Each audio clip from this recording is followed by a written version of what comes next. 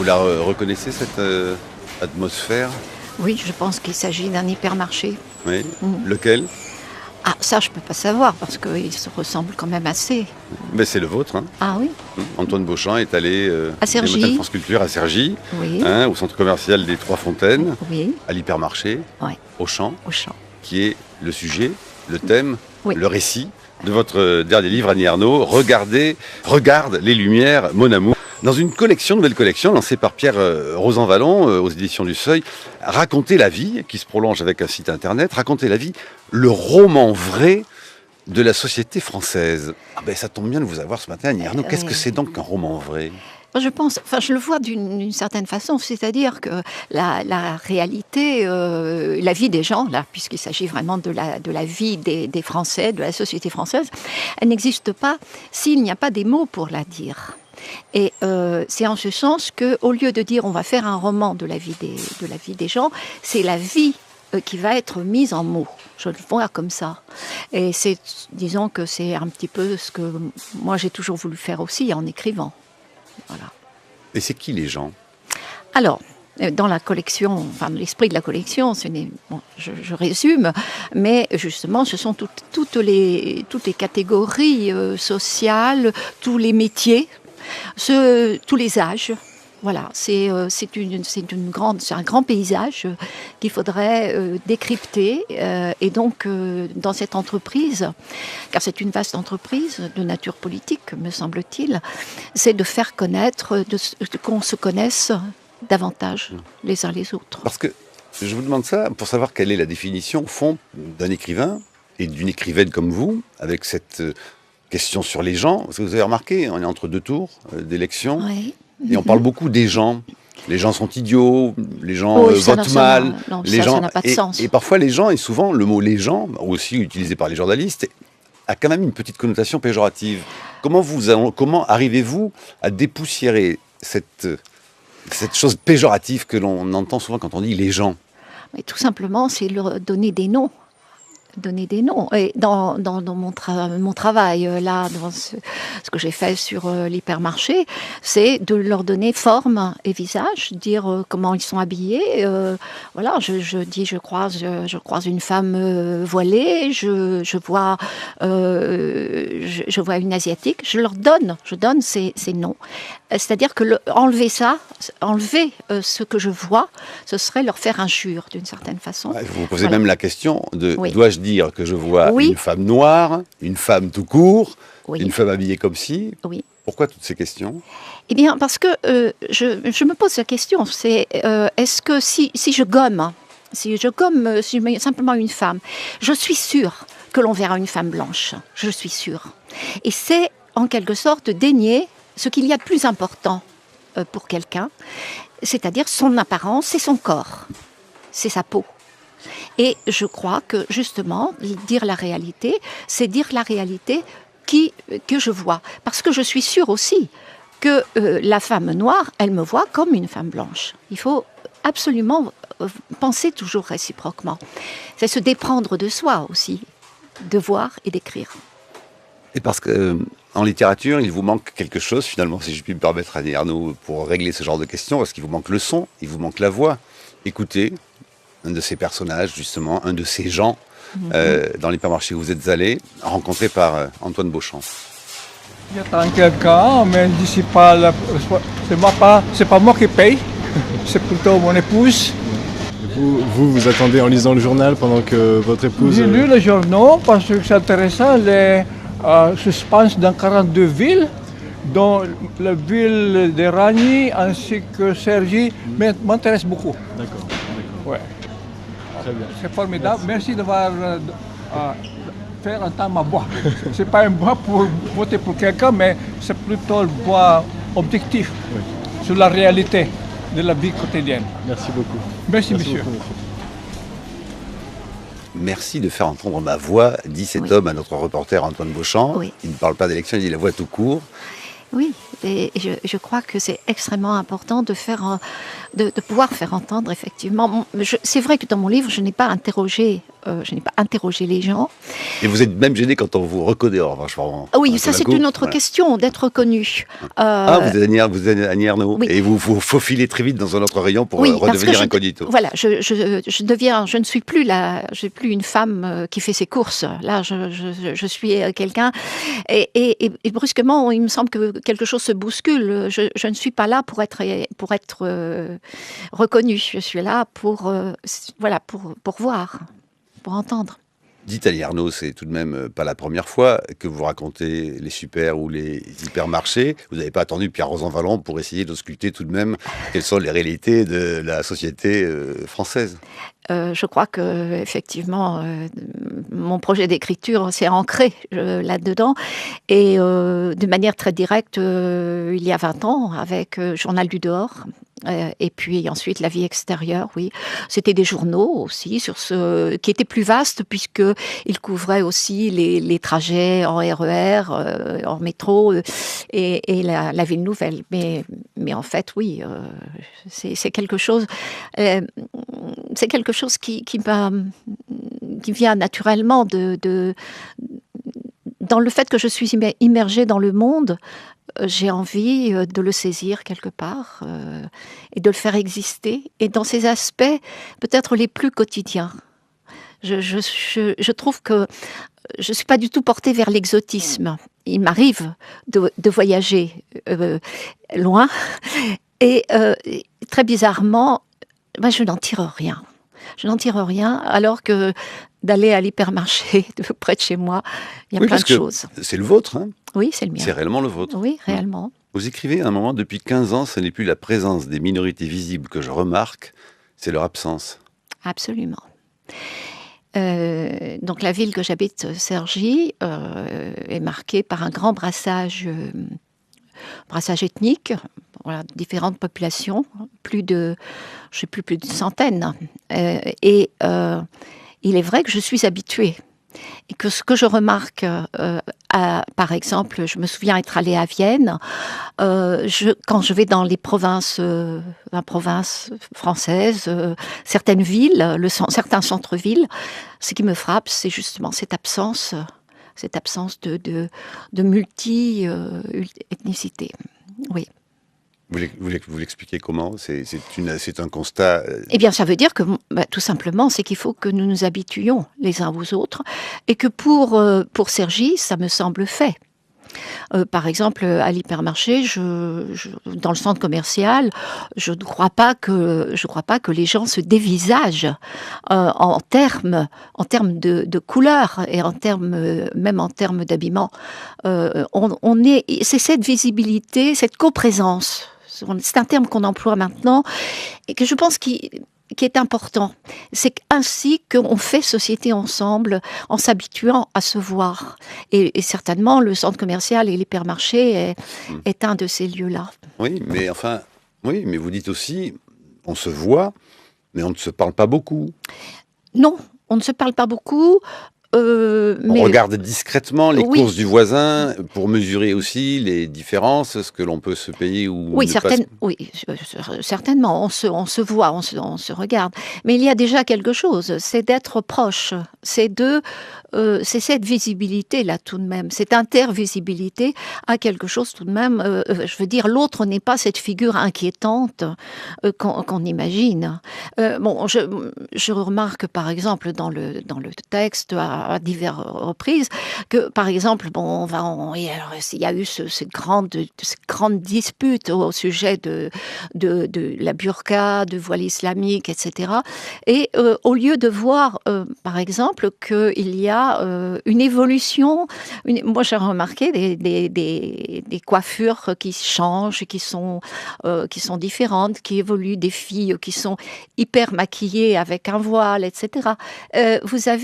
On s'évalue, on se regarde, et c'est déjà quelque chose de très important. Mais parce que vous voyez tout de même, vous voulez dépasser, cette appellation souvent un peu vague et condescendante des gens, et vous vous intéressez, vous, à des personnes. Aux personnes, oui. On a fait les magasins, on a fait les courses, et là on rentre à la maison. Épuisé. Oui, c'est pour ça qu'on est assises. Vous venez souvent ici ? Ah ouais, il y a des périodes où on vient tout le temps, et puis il y a des périodes où, quand on n'a pas Quand on n'a rien à acheter, on ne vient pas. Nous, plus jeunes, on venait juste comme ça, en fait. Juste comme ça. Ouais, voilà, se balader, prendre un petit truc à boire, le McDo. Voilà, le McDo, prendre un petit truc au McDo, puis voilà, entre amis. Maintenant, on est vieilles, alors... Comment vous percevez aujourd'hui le climat dans lequel nous vivons? Est-ce que vous trouvez qu'il se voit et il se ressent quand on va dans les hypermarchés? On commande beaucoup, encore une fois, cette période électorale, où on parle de ras-le-bol, de coups de colère, d'inquiétude des Français, de peur de déclassement, des enquêtes, les savantes, tout aussi savantes les unes que les autres, ne prédisent tout de même pas ce qui va se passer dans les urnes finalement au dernier moment. Qu'est-ce que vous voyez, vous, en poussant votre caddie dans ce supermarché des Trois Fontaines? Écoutez, de cette société-là, décrite par les savants. Il n'y a pas quelque chose de changé d'un seul coup, brusquement. Hein. Il y a toute une évolution certainement dans la consommation qui se voit sur le tapis de caisse, avec les produits qui sont effectivement généralement les produits qui sont les moins chers, les promotions, tout cela se voit évidemment. Maintenant, c'est très difficile d'imaginer comment les gens réagissent à la crise. Je n'ai pas fait une enquête, moi, comme a fait Alex Beauchamp. Je n'ai pas interrogé les gens sur leur motivation. Non, mais par moment, vous dites et vous observez, par exemple, que vous dites, je suis de plus en plus sûr que la docilité des consommateurs est sans limite. Oui, je pense que de toute façon, c'est un endroit. Cet hypermarché-là, comme tous les autres, à mon avis, les grands, ils imposent leurs lois, ils imposent les désirs. Bon, tout cela, on le sait. Ils imposent aussi un mode de consommation. Et il y a quelque chose qui est quand même très très frappant, c'est que la disparition des caissières, la disparition progressive des caissières, qui avec les caisses automatiques, avec le scan maintenant, et tout cela est accepté, effectivement, mais pourquoi c'est accepté? Parce que il est très difficile d'imaginer que d'un seul coup, on passe aux caisses sans payer, on dévalise l'hypermarché. On sait très bien que ça ne mène à rien. Et cette puissance-là des hypermarchés n'a pas de visage. Pas de visage. Je dis la famille Muliez, hein, par exemple. Ben, pour moi, c'est rien. Très longtemps, je n'ai pas su que Auchan, ça appartenait aux Muliez, voilà, qui possèdent plein de succursales. Hein. Et ce sont des mythes. En fait, ce sont presque des êtres mythiques. Alors que nous sommes la réalité. Mais alors, quand on regarde comme ça, on est des gens, on est une communauté de consommateurs, de désirs, une communauté de désirs. Mais on est une communauté impuissante, c'est certain. Ah, ça, c'est pour étiqueter individuellement. C'est-à-dire, après, on passe à la borne et on donne... c'est scanné, on scanne et on paye simplement. C'est-à-dire on donne du chômage aux caissières. Ça vous embête pas? Si, ça me fait chier, mais on n'a pas le choix. Les prix, des fois, ils sont pas cohérents, ça nous permet nous-mêmes de vérifier les prix, parce qu'à tous les coups, on a toujours des surprises en caisse, et on a beau dire, on a beau faire, on a l'impression qu'on est... Moi, ce qui me fait de la peine, c'est que Cergy-Préfecture est en fait, une ville où elle est très, très, très... mélangé de diverses cultures différentes. On a beaucoup d'Américains, de Japonais, à l'essai, Polytechnique et autres. Et moi, j'ai honte que ces gens-là puissent voir ce magasin-là, où il est plus cher que les autres. Il y a des souris, il y a des cafards, les vendeurs ils sont dépassés, les caissières c'est du grand n'importe quoi, et les prix c'est jamais les mêmes. Alors, un coup, on défend la caissière, un coup, on la défend pas. Un coup, on se plaint des bornes automatiques, et puis un coup, on les trouve bien. Alors là, il y a deux discours. Hein. Franchement, il y a un discours bon, on a l'impression que l'hypermarché là est plein de souris et plein de cafards. Bon, moi, j'en ai vu une à 20 ans, hein, une souris, mais voilà. Non, alors là, on a effectivement le discours de gens. D'abord, il parlait de Japonais, de Polytechnique, etc., qui considèrent que l'hypermarché, c'est un endroit qui, au fond, n'est pas pour eux. Je veux dire, voilà, il y a toute une partie intellectuelle, entre guillemets, mais pas seulement, qui considère que cet endroit-là, c'est populaire, finalement. Voilà, et ils ne sont pas chez eux. Ils ne sont pas chez eux. Ça, c'est très important. Parce vous avez entendu des témoignages, il y a une familiarité d'une grande partie de la population, et qui d'ailleurs est la mienne, avec cet endroit-là où on va une fois au moins par semaine, et on a ces rites, hein, voilà, et c'est très notable dans ce qu'on vient d'entendre. Vous parlez qu'il y a notamment sur les bas prix une espèce de langage humanitaire de la séduction, et puis tout d'un coup, patatras, arrive dans l'actualité de vos courses, le Rana Plaza. Et oui, le Bangladesh. C'est-à-dire Bangladesh, c'est brusquement, voilà, tous ces gens qui travaillent, toutes ces petites mains qui travaillent en Asie, voilà, pour 3 fois rien, et des milliers, plusieurs centaines de morts. Et tout ça, c'est pour des firmes, dont Auchan, bien sûr, pas qu'Auchan, d'autres. Et tout ça nous reste parfaitement indifférent. Voilà, il faut le savoir. Ça n'empêchera pas qu'on achètera le t-shirt. Non. Et on voit bien, voilà, c'est que les solutions sont vraiment ailleurs que une révolte, je veux dire, tout simplement de piquer des trucs à Auchan. D'où elle vient la formule du titre, Regarde les lumières, mon amour? Eh bien, c'est une mère qui, au moment de Noël, montre à sa petite fille qui est dans une poussette sur l'escalator du centre commercial, qui lui montre les lumières en lui disant « Regarde les lumières, mon amour ». Et je trouvais que ça représente vraiment les émotions esthétiques qu'on peut ressentir dans de tels lieux. À 8h15, Brice Couturier introduira la deuxième partie, comme chaque jour des matins. Bonjour Brice. Bonjour Marc. Bonjour Annie Ernaux. Oui, dans votre livre, il y a quelque chose qui m'a frappé parce que c'est un changement du début du livre à la fin. Il y a un endroit où on peut consulter la presse et l'acheter. Et dans un premier temps, il y a des sièges, on peut s'asseoir, lire la presse et la reposer. Dans un deuxième temps, on a supprimé les sièges, on a mis ces journaux, ces magazines dans un endroit particulièrement inhospitalier du supermarché. Moi, je me demande, et alors là, les gens ne lisent plus du tout, évidemment, ils ne se contentent pas de le lire et de le reposer, ils l'abandonnent. Je me demande si c'est pas cette désaffection à l'égard de la presse n'est pas sans rapport avec la montée de l'abstention aux élections. L'homme qui a inventé le supermarché en libre-service, c'était un Américain d'origine colombienne, Bernardo Trujillo. Il a disparu il y a plus de 40 ans. C'était une espèce de consultant en MMM pour méthode marchande moderne. À l'époque aimait les sigles, surtout ceux qui comportaient l'adjectif moderne. Comme souvent les consultants, il savait ramasser ses analyses et prescriptions en formules simples et faciles à mémoriser. Exemple, empilez haut et vendez bas.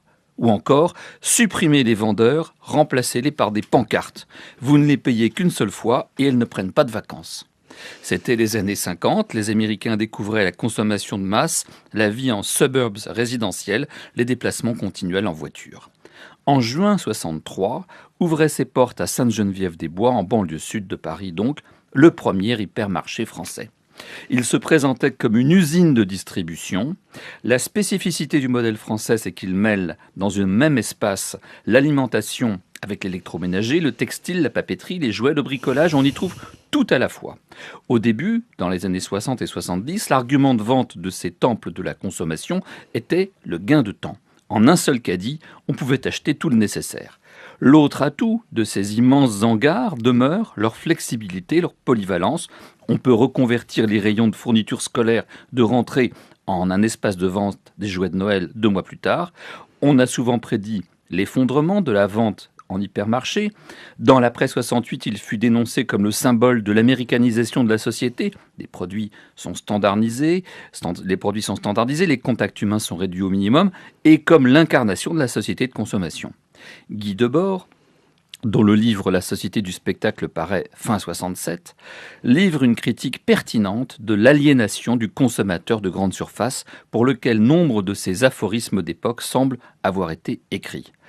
L'aliénation du spectateur au profit de l'objet contemplé l'isole de ses semblables et le coupe de ses propres potentialités. Plus il contemple, moins il vit, écrit Debord. Car, je cite encore, le spectacle est le moment où la marchandise est parvenue à l'occupation totale de la vie sociale. En outre, la consommation a été promue en devoir civique. Il ne suffit plus de travailler pour un patron. Il faut en outre consommer toujours davantage pour la survie du système qui vous écrase. Plus récemment, on a décrit l'hypermarché comme menacé d'un côté par les aspirations du consommateur moderne à des produits moins standardisés, adaptés à ses goûts, à ses besoins personnels et porteurs d'une histoire. De l'autre, par le hard discount qui sacrifie toute mise en scène au prix bas. Dans les faits, le commerce en hypermarché résiste bien, les chiffres le montrent, et il continue à tuer le petit commerce de proximité qui contribuait tant à animer nos centres-villes. L'hyper est un révélateur, parce qu'il est devenu l'un des rares lieux de sociabilité des périurbains, cette nouvelle catégorie que les politiques ont récemment découverte parce qu'elle trouble le jeu électoral. Une chose me frappe dans celui que je fréquente. Les consommateurs viennent au rayon presse lire des journaux qu'ils repostent aussitôt après, sans avoir l'idée de les acheter.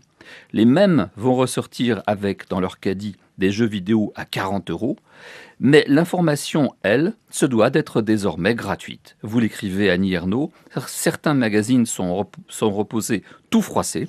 Cela me paraît une bonne image du rapport de ces populations reléguées à l'actualité politique. On regarde distraitement les infos, les programmes, et puis on repose. Ce n'est pas pour nous. Ça ne nous concerne pas.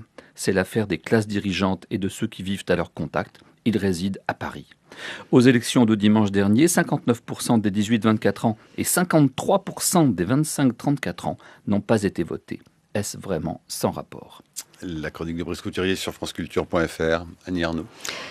Oui, enfin, pour réagir à votre dernière question, dire qu'il y a un rapport entre l'absence de vote des gens et la lecture des journaux, je pense que c'est un petit peu excessif tout de même, qu'il y a bien d'autres causes à cette désaffection du vote.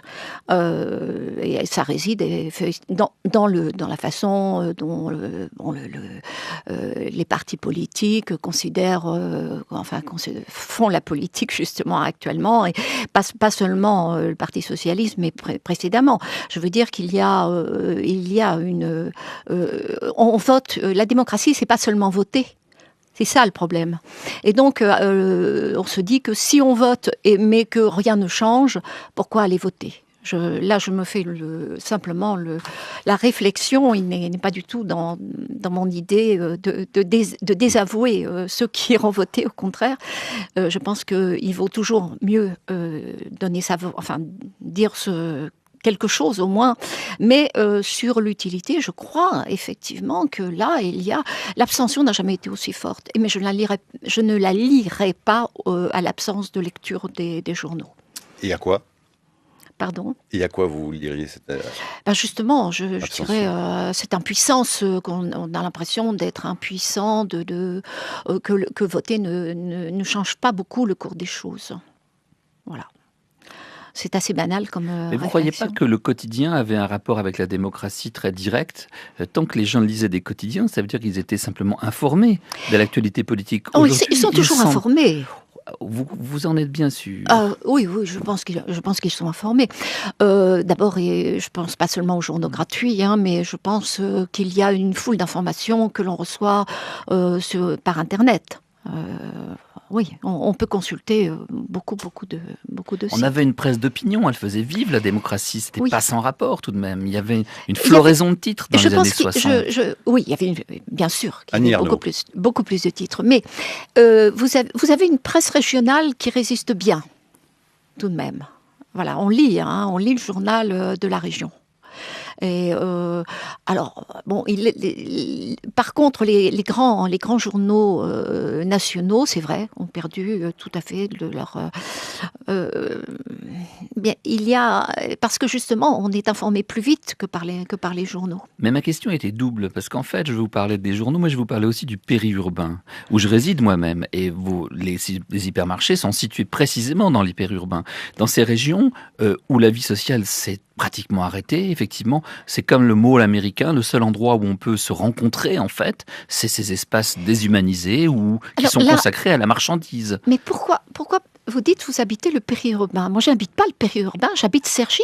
Je crois que les gens se pensent en termes d'une ville, d'un endroit. Je ne dirais jamais que j'habite en banlieue, par exemple. Personne ne dit j'habite en banlieue. On dit j'habite Éragny, j'habite tel endroit. Et j'ai bien décrit dans mon livre la situation de l'hypermarché, qui n'est pas dans un mall à l'américaine, et c'est situé dans le centre commercial. Et le centre commercial, alors ça, je vous l'accorde, c'est devenu le centre-ville. C'est là, c'est le lieu de rencontre, c'est le lieu de socialisation. Mais en quoi est-il, j'allais dire, plus mauvais, entre guillemets, que le centre-ville d'autrefois? Parce que c'est un lieu de relégation. Mais non, ce n'est pas C'est un lieu artificiel et c'est un lieu voué à la consommation et à rien d'autre. Non, pas à l'échange. Mais si. Je vous invite à aller au centre commercial des Trois Fontaines. Vous y verrez des gens qui parlent. Et on va faire les courses. Mais attendez, pas seulement les courses, parce que l'hypermarché est dans le centre. Et il y a un échange entre les deux. Et ça, c'est très important. Les hypermarchés qui ne sont pas seuls, plantés au milieu d'une zone de nulle part. Et cela, il y a une vie. Il y a une vie qui se voit continuellement. Vous avez des femmes avec leurs poussettes qui sont installées sur des bancs à l'intérieur des Trois Fontaines. Vous avez beaucoup de jeunes qui viennent, les universités sont autour, qui viennent pour faire quelques courses, mais aussi se rencontrer, parce qu'il y a des endroits où on peut manger. Dans un reportage, j'ai parlé du McDo. Bon, il ne faut pas mépriser cette forme de vie qui existe réellement. Les hommes, et je vous cite, les femmes et les hommes politiques, les journalistes, les experts, tous ceux qui n'ont jamais mis les pieds dans un hypermarché ne connaissent pas la réalité sociale de la France d'aujourd'hui. Ah oui, ça me paraît évident. Je crois qu'il n'y a pas besoin de commenter. Vous surinterprétez pas un peu quand même Non. Je vois Brice Couturier qui... Non, mais c'est évident, évident. C'est là que ça se passe. Ben oui. Mais il faut interpréter ce qui s'y passe. Et la métamorphose de la vie sociale à travers ce nouveau lieu. Donc moi, je continue à prétendre qu'effectivement, il est artificiel, il est installé au milieu de nulle part. Enfin, pour ceux que je connais, au milieu de nulle part, c'est juste un parking avec un temple de la consommation et des boutiques tout autour qui sont les marques, les fameuses marques. Ça n'est pas ainsi. J'en ai pas du tout. On ne fréquente pas le même type d'hypermarché. Je sais qu'il en existe aussi autour de Cergy. Il y a un autre Auchan à Osny. Bien, mais dans cet endroit dont je parle, il y a cette métamorphose par rapport à quoi? Par rapport à une vie de village, à une vie qui tournait autour de la mairie, qui tournait autour du centre-ville, où on se rencontrait, où on pouvait distribuer des tracts. Vous imaginez distribuer des tracts dans un supermarché? Ils sont à l'extérieur. Effectivement, vous n'avez pas je crois on n'a pas le droit. C'est un espace privé. Je suis entièrement d'accord avec vous. C'est un espace privé, à la différence effectivement du centre-ville d'autrefois, des villages qui étaient des espaces publics. Mais donc les tracts se distribuent à l'extérieur. Donc je parle même d'une distribution de des endroits dépolitisés, par exemple. Donc à l'extérieur. Mais il y a, les tracts dans les villages, vous savez, il ne devait pas y en avoir beaucoup. Dans ma ville aujourd'hui, il y avait une distribution de tracts devant la gare, il y en avait une autre devant la mairie. Mais il y en a toujours. Mais dans le supermarché, je peux vous assurer que ça n'existe pas. Non, il n'y a effectivement pas. C'est un endroit qui est effectivement surveillé. Mais avec toutes ces règles qui gèrent, effectivement, des règles très, très contraignantes, qui règlent tout de même les centres commerciaux, les hypermarchés, vous avez tout de même des espaces de liberté. Vous avez des espaces de liberté et des espaces de plaisir. Et il ne faut pas les minimiser, ni je répète, ni être condescendant vis-à-vis de ces plaisirs. Je suis d'accord qu'il y a une reconquête par les jeunes, en particulier le vendredi et le samedi soir. Oui. Une reconquête de ces lieux par les jeunes qui le détournent de sa fonction purement consommatrice. Ça s'observe. Est-ce qu'elle a été... Oui, au départ, quand vous avez fait l'histoire des hypermarchés, effectivement, c'était des usines. C'était des usines à vendre. Ça n'est plus le cas. Écoutez cette archive 1972 sur France Culture. L'émission Le Point du 7e jour était consacrée à l'avenir du commerce français. Monsieur et madame, vous venez faire vos courses. Le caddie est assez chargé. Là, vous venez combien de fois par semaine ? En principe, nous venons le samedi, nous sommes libres, le samedi après-midi. C'est pratique dans la mesure où on trouve tout sur place dans le même magasin. Maintenant, ce qu'il y a, le grand danger de ce truc-là, c'est parce que c'est évident que c'est la tentation.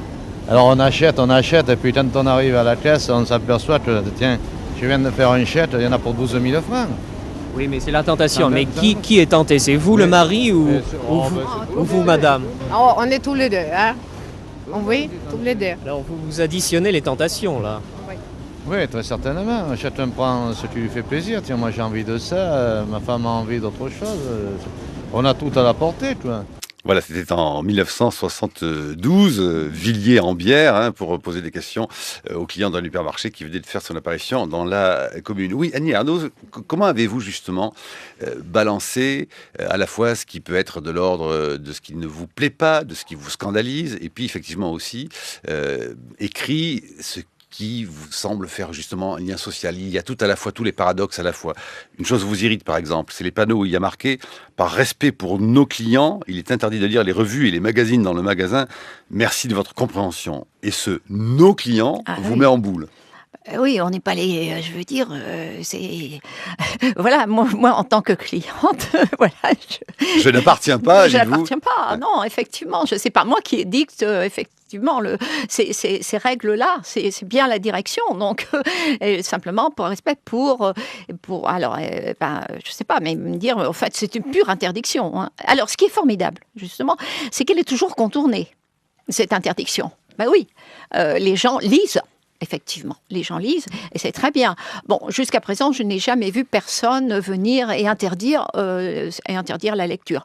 Par contre, moi, quand j'ai voulu photographier un panneau d'interdiction dans Auchan, alors là, tout de suite, sans que je sache d'où il est sorti, un vigile était à mes côtés en me disant « c'est interdit de photographier ».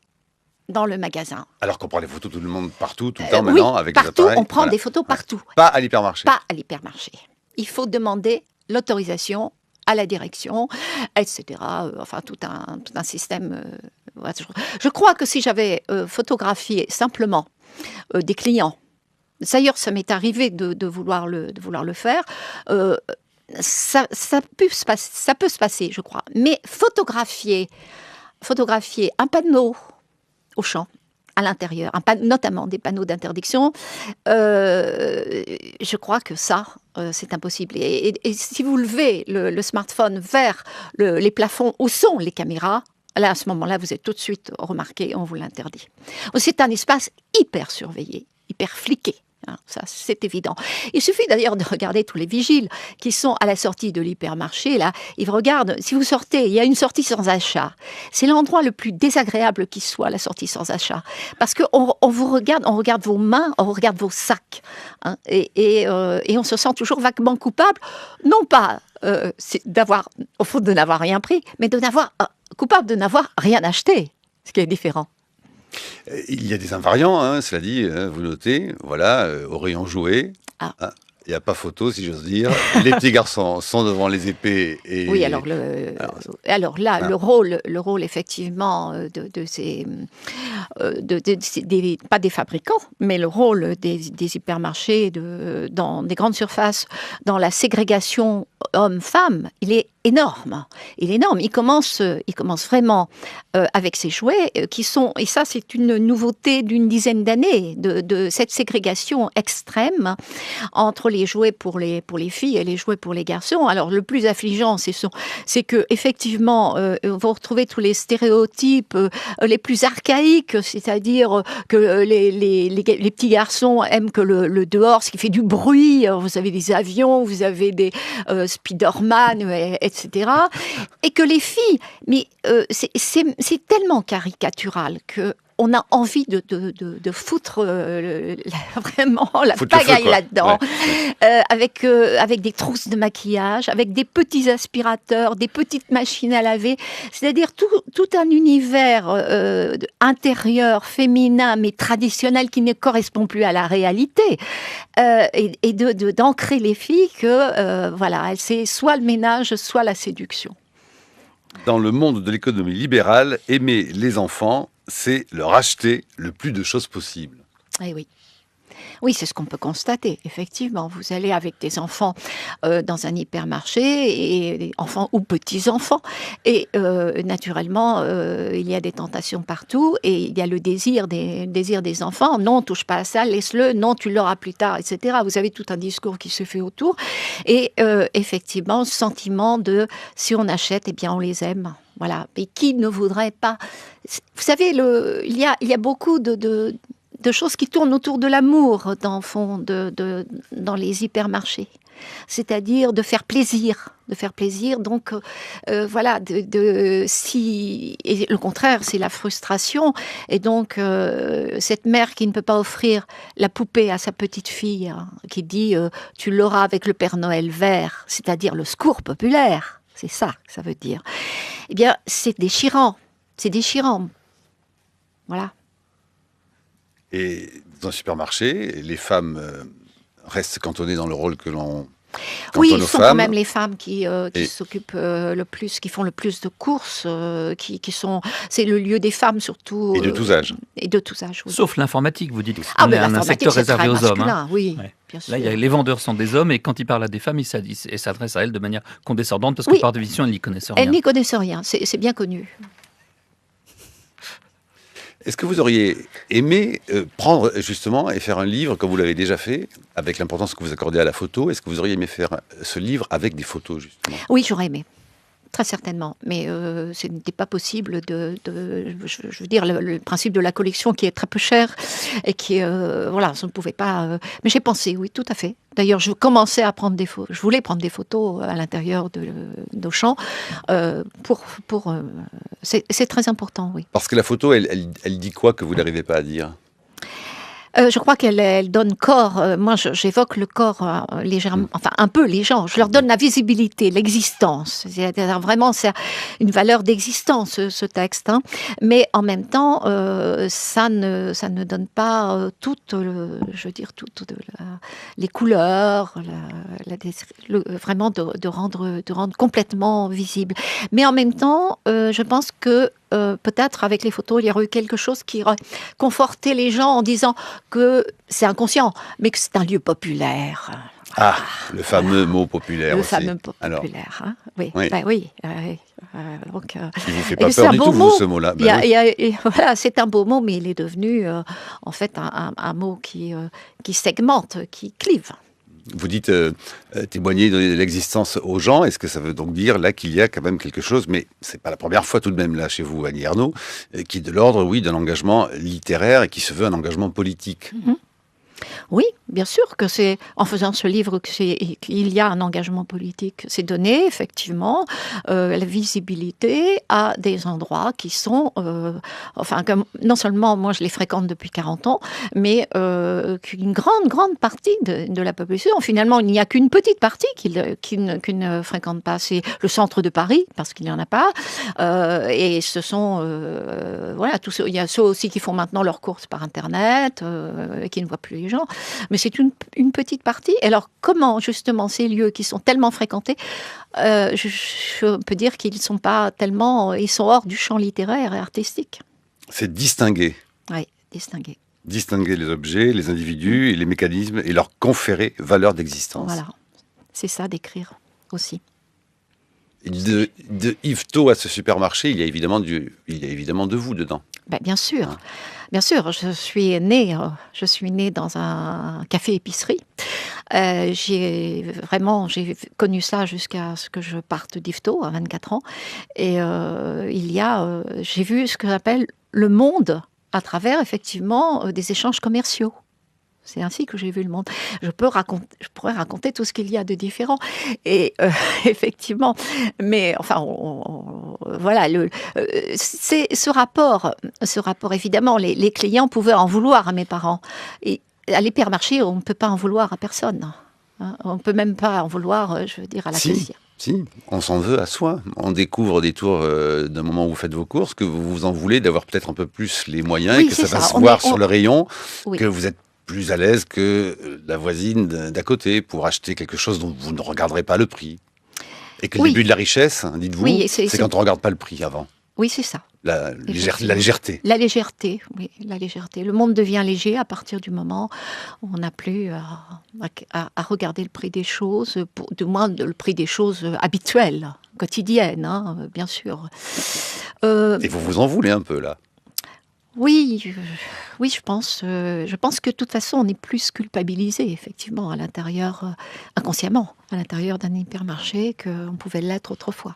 Oui, parce qu'on voit tout, hein, on est quand même, au fond, un peu nu, hein, quand on a tout mis sur son... Ah, sur le tapis de caisse, non ? oui, on expose, effectivement. Mais, vous savez, là, on n'est pas à la grande épicerie du bon marché. Et voilà, l'un dans l'autre. Moi, je sais que le jour où j'ai été reconnue et j'ai exposé les quelque chose que j'avais, oui, j'ai eu l'impression de me mettre à nu. Vous comparez les listes de courses? Oui. Les listes de courses, je compare. Effectivement, j'ai trouvé une liste de courses dans un caddie, j'ai noté et effectivement, j'ai noté la mienne.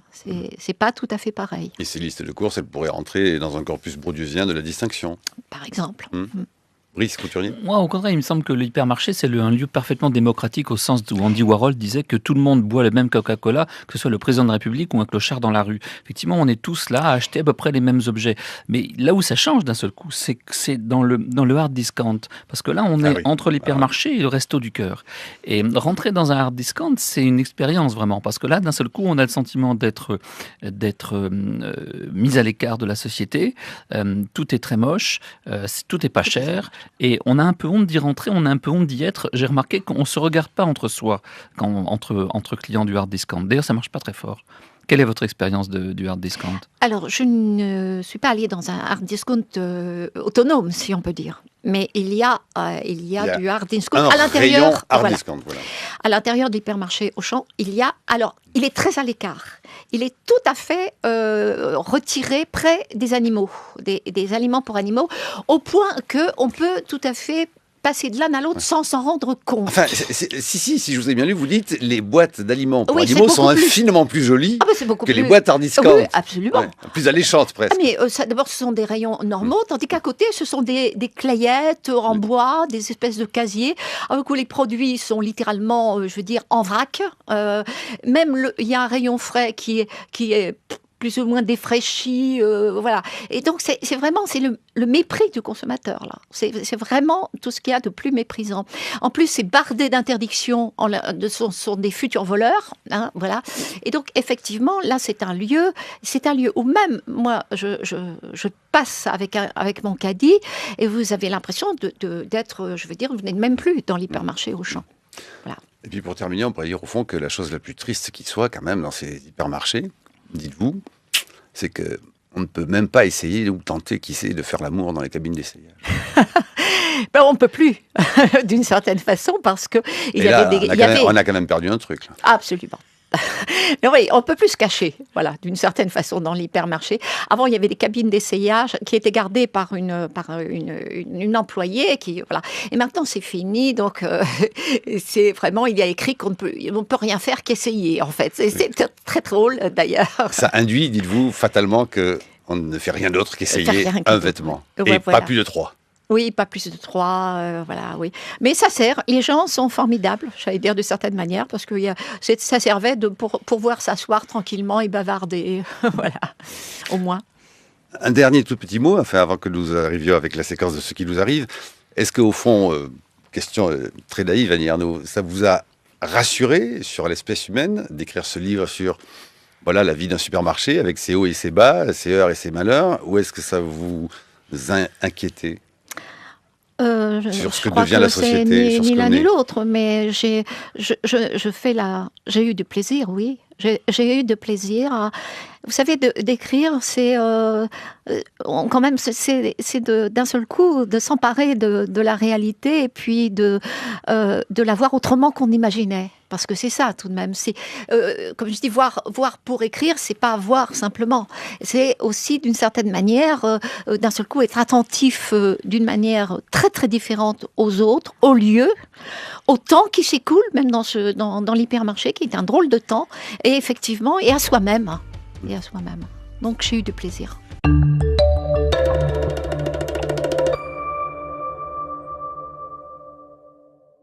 qui vous semble faire justement un lien social. Il y a tout à la fois, tous les paradoxes à la fois. Une chose vous irrite par exemple, c'est les panneaux où il y a marqué « Par respect pour nos clients, il est interdit de lire les revues et les magazines dans le magasin. Merci de votre compréhension. » Et ce « nos clients » vous met en boule. Oui, on n'est pas les. Je veux dire, c'est. Voilà, moi, en tant que cliente, voilà. Je n'appartiens pas, je dites-vous. n'appartiens pas, non, effectivement. Je sais pas moi qui dicte, effectivement, ces règles-là. C'est bien la direction. Donc, simplement, pour respect, alors, je sais pas, mais me dire, en fait, c'est une pure interdiction. Hein. Alors, ce qui est formidable, justement, c'est qu'elle est toujours contournée, cette interdiction. Ben oui, les gens lisent. Effectivement, les gens lisent et c'est très bien. Bon, jusqu'à présent, je n'ai jamais vu personne venir et interdire la lecture. Par contre, moi, quand j'ai voulu photographier un panneau d'interdiction dans Auchan, alors là, tout de suite, sans que je sache d'où les sorties, un vigile était à mes côtés en me disant « c'est interdit de photographier ». Dans le magasin. Alors qu'on prend des photos tout le monde partout, tout le temps maintenant, oui, avec partout, des appareils. On prend des photos partout. Pas à l'hypermarché. Pas à l'hypermarché. Il faut demander l'autorisation à la direction, etc. Enfin, tout un système.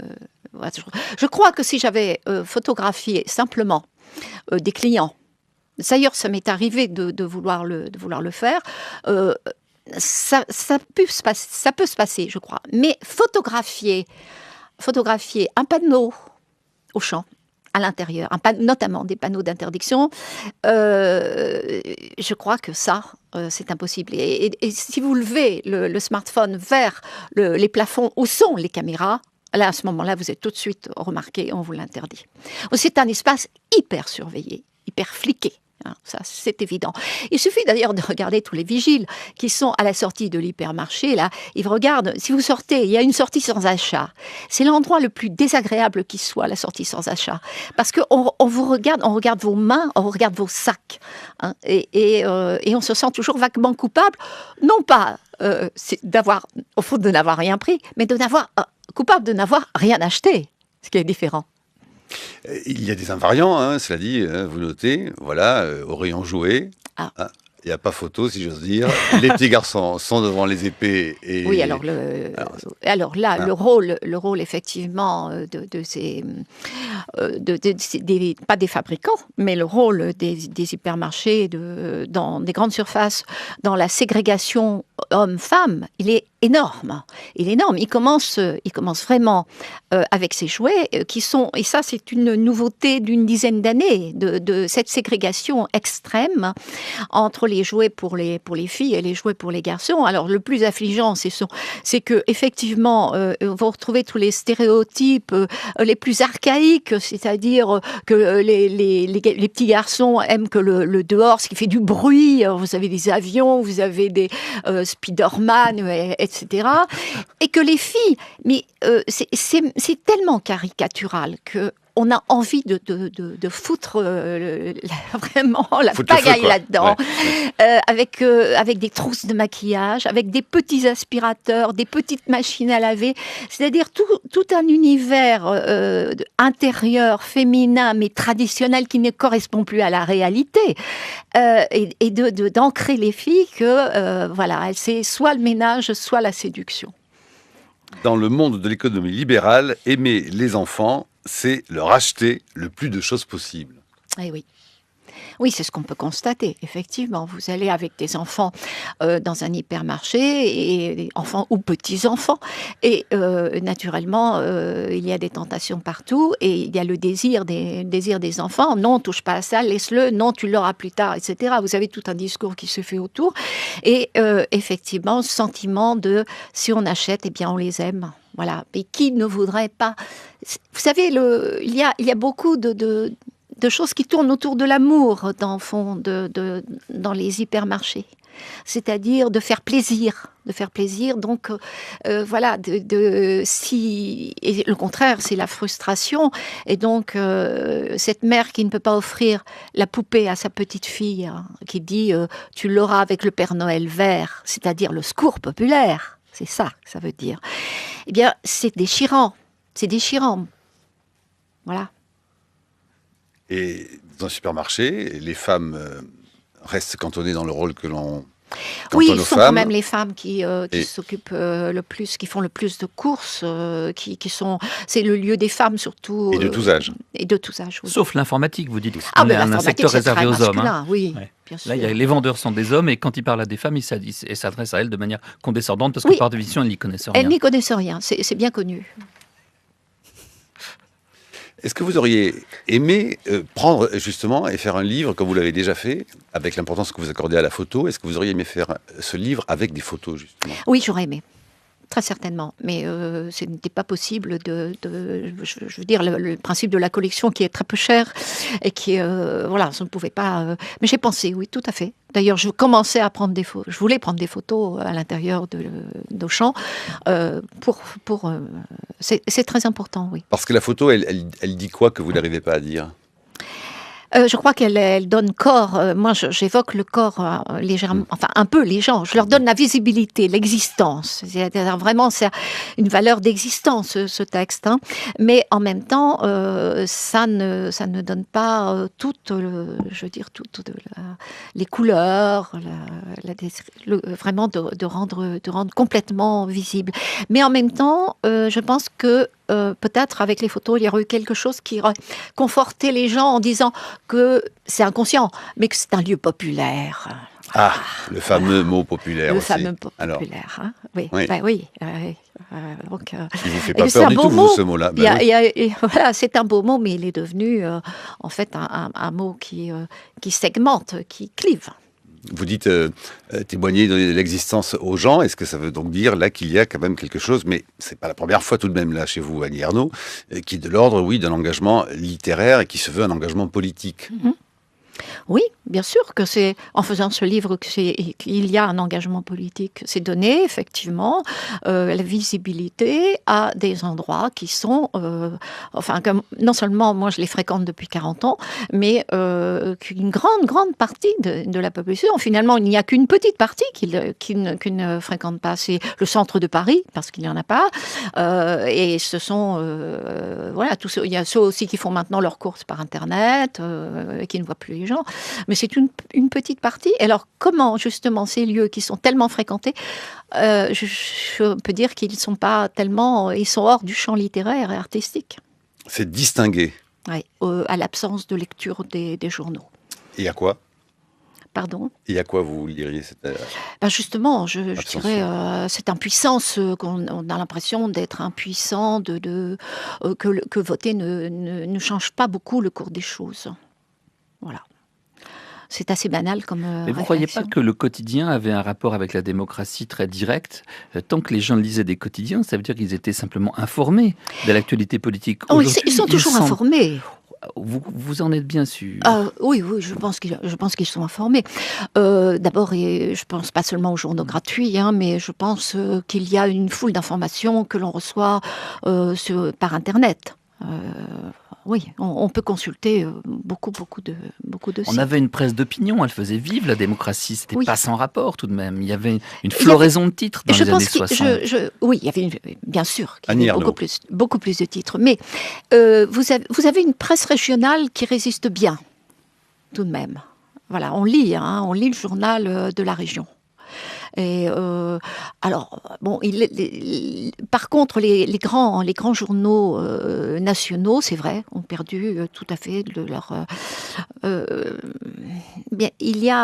Parce que justement, on est informé plus vite que par les journaux. Mais ma question était double, parce qu'en fait, je vous parlais des journaux, mais je vous parlais aussi du périurbain, où je réside moi-même. Et les hypermarchés sont situés précisément dans l'hyperurbain, dans ces régions où la vie sociale s'est pratiquement arrêté. Effectivement, c'est comme le mall américain, le seul endroit où on peut se rencontrer, en fait, c'est ces espaces déshumanisés qui sont consacrés à la marchandise. Mais pourquoi vous dites vous habitez le périurbain? Moi, j'habite pas le périurbain, j'habite Cergy. Je crois que les gens se pensent en termes d'une ville, d'un endroit. Je ne dirais jamais que j'habite en banlieue, par exemple. Personne ne dit j'habite en banlieue. On dit j'habite Éragny, j'habite tel endroit. Et j'ai bien décrit dans mon livre la situation de l'hypermarché, qui n'est pas dans un mall à l'américaine, et c'est situé dans le centre commercial. Et le centre commercial, alors ça, je vous l'accorde, c'est devenu le centre-ville. C'est là, c'est le lieu de rencontre, c'est le lieu de socialisation. Mais en quoi est-il, j'allais dire, plus mauvais, entre guillemets, que le centre-ville d'autrefois? Parce que c'est un lieu de relégation. Mais non, ce n'est pas C'est un lieu artificiel et c'est un lieu voué à la consommation et à rien d'autre. Non, pas à du l'échange. tout. Mais si, je vous invite à aller au centre commercial des Trois Fontaines. Vous y verrez des gens qui parlent. Mais on va faire les courses. Mais attendez, pas seulement les courses, parce que l'hypermarché est dans le centre. Et il y a un échange entre les deux. Et ça, c'est très important. Les hypermarchés qui ne sont pas seuls, plantés au milieu d'une zone de nulle part. Et cela, il y a une vie. Il y a une vie qui se voit continuellement. Vous avez des femmes avec leurs poussettes qui sont installées sur des bancs à l'intérieur des Trois Fontaines. Vous avez beaucoup de jeunes qui viennent, les universités sont autour, qui viennent pour faire quelques courses, mais aussi se rencontrer, parce qu'il y a des endroits où on peut manger.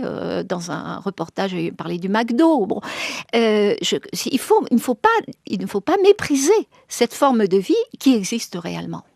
Les hommes, et je vous cite, les femmes et les hommes politiques, les journalistes, les experts, tous ceux qui n'ont jamais mis les pieds dans un hypermarché ne connaissent pas la réalité sociale de la France d'aujourd'hui.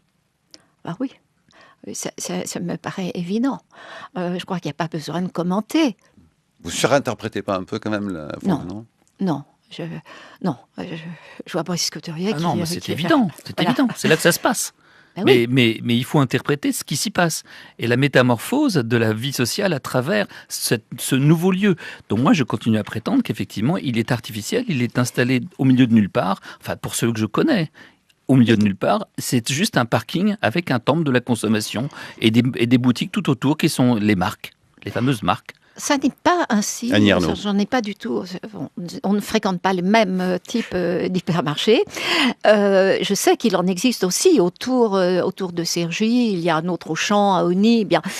Mais dans celui, donc dans cet endroit dont je parle, il y a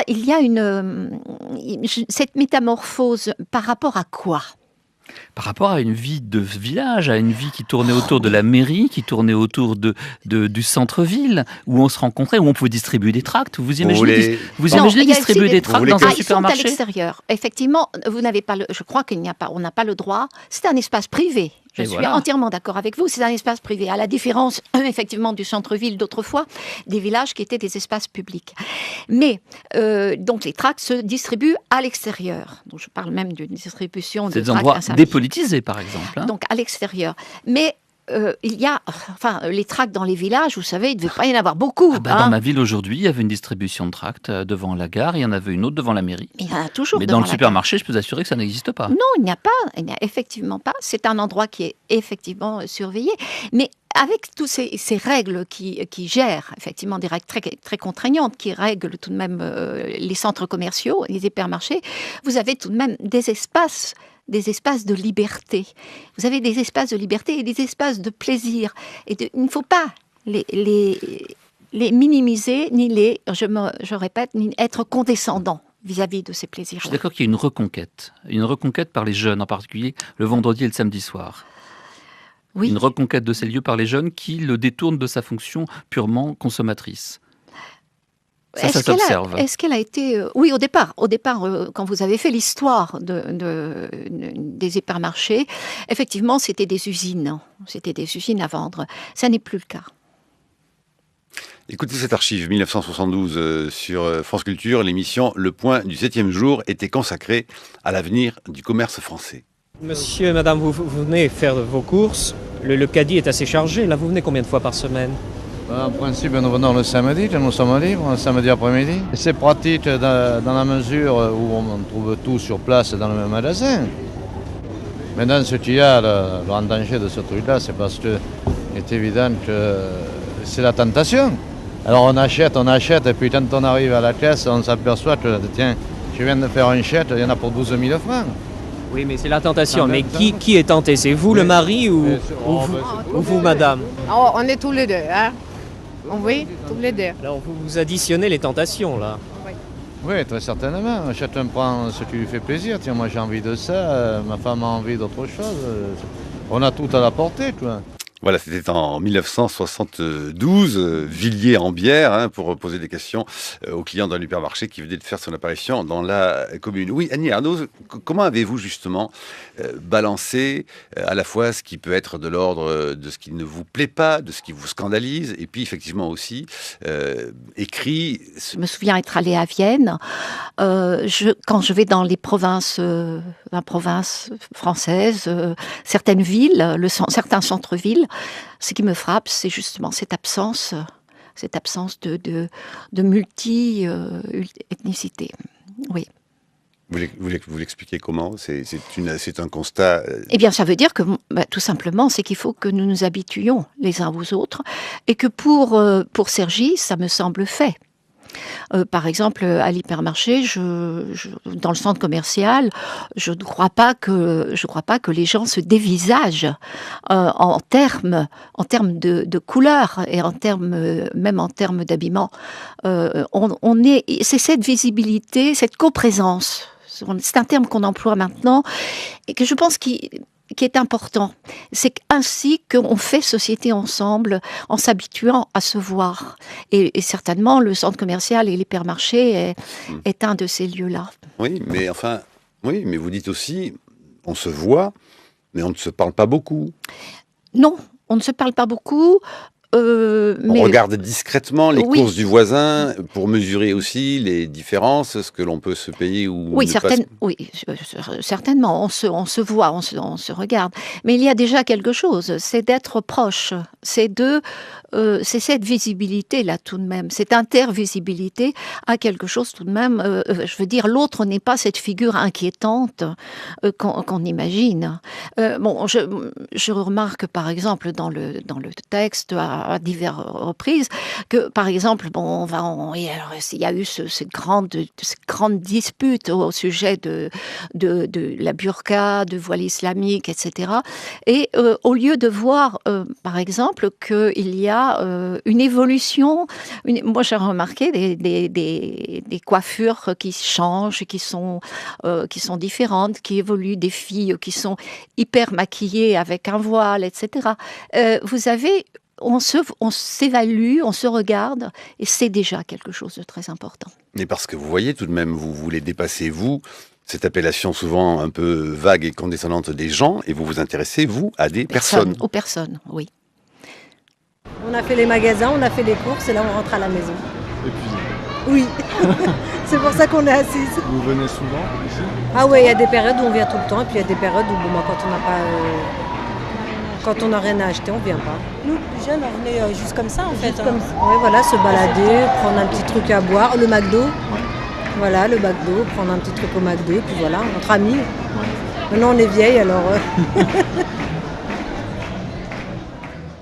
Comment vous percevez aujourd'hui le climat dans lequel nous vivons? Est-ce que vous trouvez qu'il se voit et il se ressent quand on va dans les hypermarchés? On commande beaucoup, encore une fois, cette période électorale, où on parle de ras-le-bol, de coups de colère, d'inquiétude des Français, de peur de déclassement, des enquêtes, les savantes, tout aussi savantes les unes que les autres, ne prédisent tout de même pas ce qui va se passer dans les urnes finalement au dernier moment. Qu'est-ce que vous voyez, vous, en poussant votre caddie dans ce supermarché des Trois Fontaines? Écoutez, de cette société-là décrite par les savants. Il n'y a pas quelque chose de changé d'un seul coup brusquement. Hein. Il y a toute une évolution certainement dans la consommation qui se voit sur le tapis de caisse avec les produits qui sont effectivement généralement les produits qui sont les moins chers, les promotions, tout cela se voit évidemment. Maintenant, c'est très difficile d'imaginer comment les gens réagissent à la crise. Je n'ai pas fait une enquête, moi, comme a fait Alex Beauchamp. Je n'ai pas interrogé les gens sur leur motivation. Non, mais par moment, vous dites et vous observez, par exemple, que vous dites, je suis de plus en plus sûr que la docilité des consommateurs est sans limite. Oui, je pense que de toute façon, c'est un endroit cet hypermarché-là, comme tous les autres, à mon avis, les grands, ils imposent leurs lois, ils imposent les désirs. Bon, tout cela, on le sait. Ils imposent aussi un mode de consommation. Et il y a quelque chose qui est quand même très très frappant, c'est que la disparition des caissières, la disparition progressive des caissières, qui avec les caisses automatiques, avec le scan maintenant, et tout cela est accepté, effectivement, mais pourquoi c'est accepté? Parce que il est très difficile d'imaginer que d'un seul coup, on passe aux caisses sans payer, on dévalise l'hypermarché. On sait très bien que ça ne mène à rien. Et cette puissance-là des hypermarchés n'a pas de visage. Pas de visage. Je dis la famille Muliez, hein, par exemple. Ben, pour moi, c'est rien. Très longtemps, je n'ai pas su que Auchan, ça appartenait aux Muliez, voilà, qui possèdent plein de succursales. Hein. Et ce sont des mythes. En fait, ce sont presque des êtres mythiques. Alors que nous sommes la réalité. Mais alors, quand on regarde comme ça, on est des gens, on est une communauté de consommateurs de désirs, une communauté de désirs, mais on est une communauté impuissante, c'est certain. Ah, ça, c'est pour étiqueter individuellement. C'est-à-dire, après, on passe à la borne et on donne... c'est scanné, on scanne et on paye simplement. C'est-à-dire on donne du chômage aux caissières. Ça vous embête pas? Si, ça me fait chier, mais on n'a pas le choix. Les prix, des fois, ils sont pas cohérents. Ça nous permet nous-mêmes de vérifier les prix. Parce qu'à tous les coups, on a toujours des surprises en caisse. Et on a beau dire, on a beau faire, on a l'impression qu'on est... Moi, ce qui me fait de la peine, c'est que Cergy-Préfecture est en fait, une ville où elle est très, très, très... mélangé de diverses cultures différentes. On a beaucoup d'Américains, de Japonais, à l'ESSEC, Polytechnique et autres.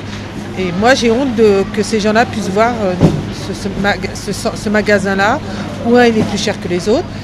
Il y a des souris, il y a des cafards, les vendeurs ils sont dépassés, les caissières c'est du grand n'importe quoi, et les prix c'est jamais les mêmes. Alors, un coup, on défend la caissière, un coup, on la défend pas. Un coup, on se plaint des bornes automatiques, et puis un coup, on les trouve bien. Alors là, il y a deux discours. Hein. Franchement, il y a un discours bon, on a l'impression que l'hypermarché, là, est plein de souris et plein de cafards. Bon, moi, j'en ai vu une à 20 ans, hein, une souris, mais voilà. Non, alors, là, on a effectivement le discours de gens, d'abord, il parlait de Japonais, de Polytechnique, etc., qui considèrent que l'hypermarché, c'est un endroit qui, au fond, n'est pas pour eux. Je veux dire, voilà, il y a toute une partie, intellectuelle, entre guillemets, mais pas seulement, qui considèrent que cet endroit-là, c'est populaire, finalement. Voilà, et ils ne sont pas chez eux. Ils ne sont pas chez eux. Ça, c'est très important. Parce vous avez entendu des témoignages, il y a une familiarité d'une grande partie de la population, et qui d'ailleurs est la mienne, avec cet endroit-là où on va une fois au moins par semaine, et on a ces rites, hein, voilà, et c'est très notable dans ce qu'on vient d'entendre. Vous parlez qu'il y a notamment sur les bas prix une espèce de langage humanitaire de la séduction, et puis tout d'un coup, patatras, arrive dans l'actualité de vos courses, le Rana Plaza. Et oui, c'est-à-dire le Bangladesh, c'est brusquement, voilà, tous ces gens qui travaillent, toutes ces petites mains qui travaillent en Asie, voilà, pour 3 fois rien, et des milliers, plusieurs centaines de morts. Et tout ça, c'est pour des firmes, dont Auchan, bien sûr, pas qu'Auchan, d'autres. Et tout ça nous reste parfaitement indifférent. Voilà, il faut le savoir. Ça n'empêchera pas qu'on achètera le t-shirt. Non. Et on voit bien, voilà, c'est que les solutions sont vraiment ailleurs que une révolte, je veux dire, tout simplement de piquer des trucs à Auchan. D'où elle vient la formule du titre, Regarde les lumières, mon amour? Eh bien, c'est une mère qui, au moment de Noël, montre à sa petite fille qui est dans une poussette sur l'escalator du centre commercial. Il lui montre les lumières en lui disant « Regarde les lumières, mon amour ». Et je trouvais que ça représente vraiment les émotions esthétiques qu'on peut ressentir dans de tels lieux. À 8h15, Brice Couturier introduira la deuxième partie, comme chaque jour des matins. Bonjour Brice. Bonjour Marc. Bonjour Annie Ernaux.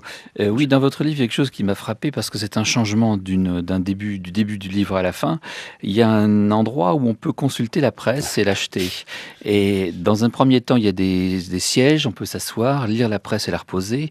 Dans un deuxième temps, on a supprimé les sièges, on a mis ces journaux, ces magazines dans un endroit particulièrement inhospitalier du supermarché. Moi, je me demande, et alors là, les gens ne lisent plus du tout, évidemment, ils ne se contentent pas de le lire et de le reposer, ils l'abandonnent. Je me demande si c'est pas cette désaffection à l'égard de la presse n'est pas sans rapport avec la montée de l'abstention aux élections.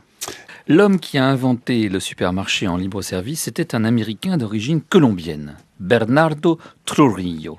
Il est disparu il y a plus de 40 ans. C'était une espèce de consultant en MMM pour méthode marchande moderne. L'époque aimait les sigles, surtout ceux qui comportaient l'adjectif moderne. Comme souvent les consultants, il savait ramasser ses analyses et prescriptions en formules simples et faciles à mémoriser. Exemple, empilez haut et vendez bas. Ou encore, supprimer les vendeurs, remplacez-les par des pancartes.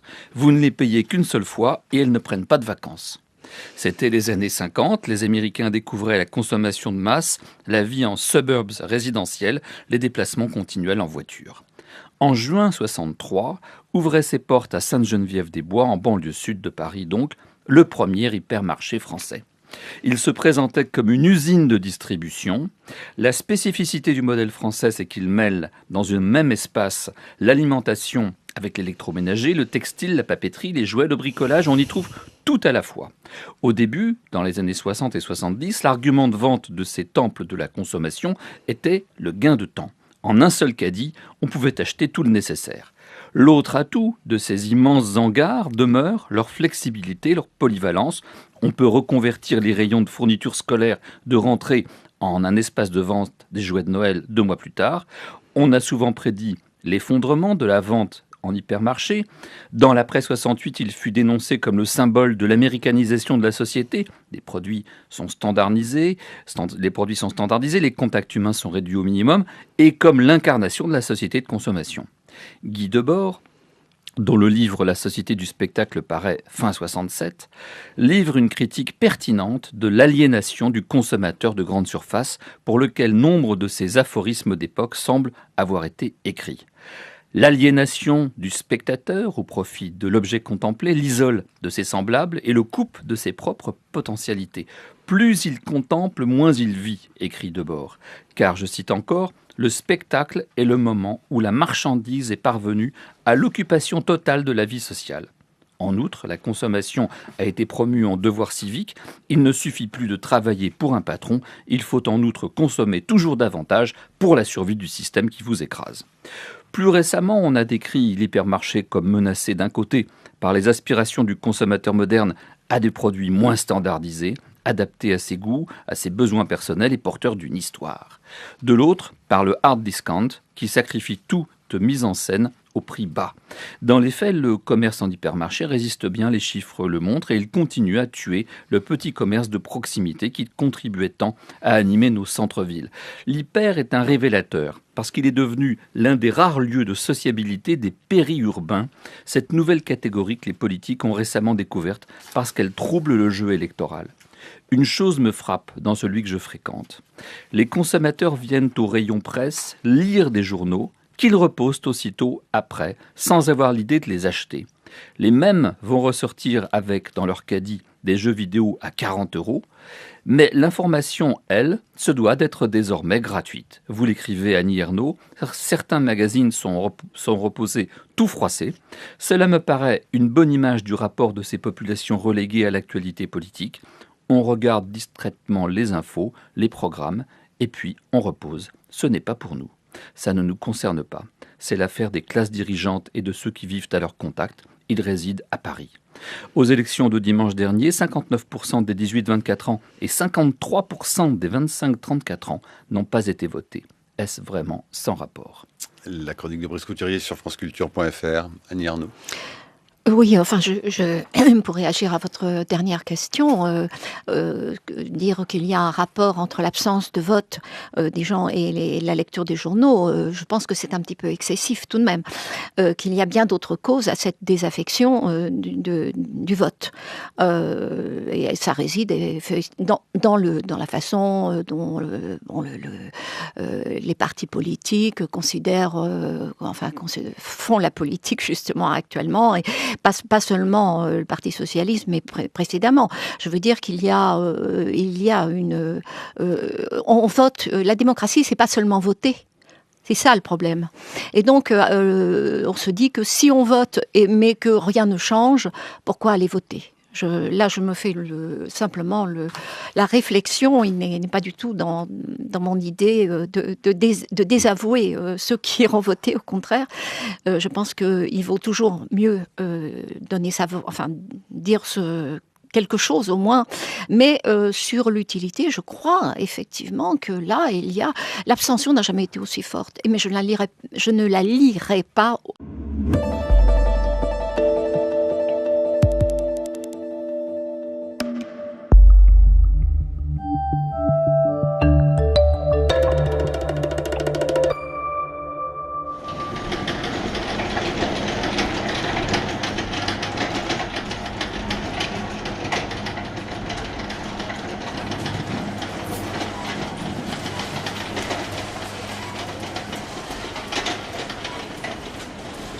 Vous la reconnaissez, cette atmosphère? Oui, je pense qu'il s'agit d'un hypermarché. Oui. Lequel? Ah, ça, je ne peux pas savoir, parce qu'ils se ressemblent quand même assez. Mais c'est le vôtre. Hein. Ah oui. Antoine Beauchamp est allé à Cergy. des France Culture à Cergy, oui. Au centre commercial des Trois Fontaines, oui. à l'hypermarché, ouais. Auchan, qui est le sujet, le thème, oui. le récit de votre dernier livre, Annie Ernaux, Regarde les Lumières, mon amour. Dans une nouvelle collection lancée par Pierre Rosanvallon aux éditions du Seuil, Raconter la vie, qui se prolonge avec un site internet, Raconter la vie, le roman vrai de la société française. Ah ben, ça tombe bien de vous avoir ce matin, Annie Ernaux. Qu'est-ce que c'est donc qu'un roman vrai ? Je le vois d'une certaine façon, c'est-à-dire que la réalité, la vie des gens, là, puisqu'il s'agit vraiment de la vie des Français, de la société française, elle n'existe pas s'il n'y a pas des mots pour la dire. Et c'est en ce sens qu'au lieu de dire on va faire un roman de la vie des gens, c'est la vie qui va être mise en mots. Je le vois comme ça. Et disons que c'est un petit peu ce que moi j'ai toujours voulu faire aussi en écrivant. Voilà. Et c'est qui les gens ?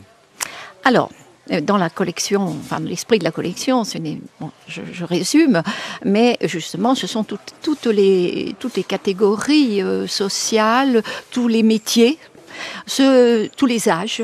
Voilà, c'est un grand paysage qu'il faudrait décrypter.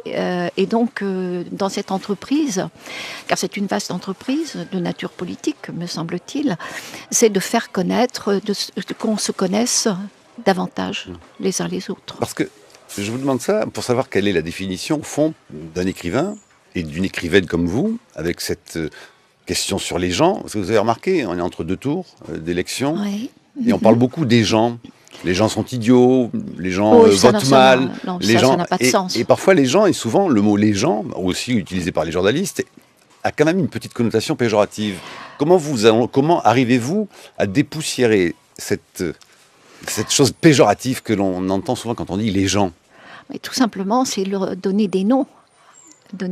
Et dans mon travail, là, dans ce que j'ai fait sur l'hypermarché, c'est de leur donner forme et visage, dire comment ils sont habillés. Voilà, je croise une femme voilée, je vois une asiatique, je donne ces noms. C'est-à-dire que enlever ce que je vois, ce serait leur faire injure d'une certaine façon. Vous vous posez même la question de dois-je dire que je vois une femme noire, une femme tout court, une femme habillée comme ci ? Pourquoi toutes ces questions ? Eh bien, parce que je me pose la question, c'est est-ce que si je gomme simplement une femme, je suis sûre que l'on verra une femme blanche. Je suis sûre.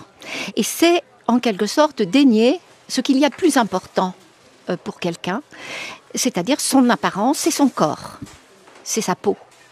Et je crois que justement, dire la réalité, c'est dire la réalité que je vois. Parce que je suis sûre aussi que la femme noire, elle me voit comme une femme blanche. Il faut absolument penser toujours réciproquement. C'est se déprendre de soi aussi, de voir et d'écrire. Et parce que en littérature, il vous manque quelque chose finalement, si je puis me permettre, Annie Ernaux, pour régler ce genre de questions, parce qu'il vous manque le son, il vous manque la voix. Écoutez un de ces personnages, justement, un de ces gens, dans l'hypermarché où vous êtes allé, rencontré par Antoine Beauchamp. J'attends quelqu'un, mais je ne c'est pas moi qui paye, c'est plutôt mon épouse. Vous attendez en lisant le journal pendant que votre épouse... J'ai lu le journal parce que c'est intéressant, les suspens dans 42 villes, dont la ville de Ragny ainsi que Cergy m'intéresse beaucoup. D'accord. Ouais. Très bien. C'est formidable. Merci d'avoir fait entendre ma voix. Ce n'est pas une voix pour voter pour quelqu'un, mais c'est plutôt une voix objective sur la réalité de la vie quotidienne. Merci beaucoup. Merci monsieur. Beaucoup, monsieur. Merci de faire entendre ma voix, dit cet homme à notre reporter Antoine Beauchamp. Oui. Il ne parle pas d'élection, il dit la voix tout court. Oui, et je crois que c'est extrêmement important de pouvoir faire entendre effectivement. C'est vrai que dans mon livre, je n'ai pas interrogé les gens. Et vous êtes même gêné quand on vous reconnaît, en revanche. Oui, ça c'est une autre question, d'être reconnu. Vous êtes Annie Ernaux, oui. et vous vous faufilez très vite dans un autre rayon pour oui, redevenir incognito. Voilà, je ne suis plus une femme qui fait ses courses. Là, je suis quelqu'un, et brusquement, il me semble que quelque chose se bouscule. Je ne suis pas là pour être reconnue. Je suis là pour voir, pour entendre. Dites Annie Ernaux, c'est tout de même pas la première fois que vous racontez les super ou les hypermarchés. Vous n'avez pas attendu Pierre Rosanvallon pour essayer d'ausculter tout de même quelles sont les réalités de la société française. Je crois que effectivement, mon projet d'écriture s'est ancré là-dedans, et de manière très directe, il y a 20 ans, avec Journal du dehors. Et puis ensuite la vie extérieure, oui. C'était des journaux aussi qui étaient plus vastes, puisqu'ils couvraient aussi les trajets en RER, en métro, et la ville nouvelle. Mais en fait, oui, c'est quelque chose qui vient naturellement dans le fait que je suis immergée dans le monde. J'ai envie de le saisir quelque part et de le faire exister, et dans ses aspects peut-être les plus quotidiens. Je trouve que je ne suis pas du tout portée vers l'exotisme. Il m'arrive de voyager loin, et très bizarrement, je n'en tire rien. Je n'en tire rien, alors que d'aller à l'hypermarché près de chez moi, il y a plein de choses. C'est le vôtre, hein ? Oui, c'est le mien. C'est réellement le vôtre. Oui, réellement. Vous écrivez à un moment, depuis 15 ans, ce n'est plus la présence des minorités visibles que je remarque, c'est leur absence. Absolument. Donc la ville que j'habite, Cergy, est marquée par un grand brassage ethnique, voilà, différentes populations, plus d'une centaine. Et il est vrai que je suis habituée. Et que ce que je remarque, par exemple,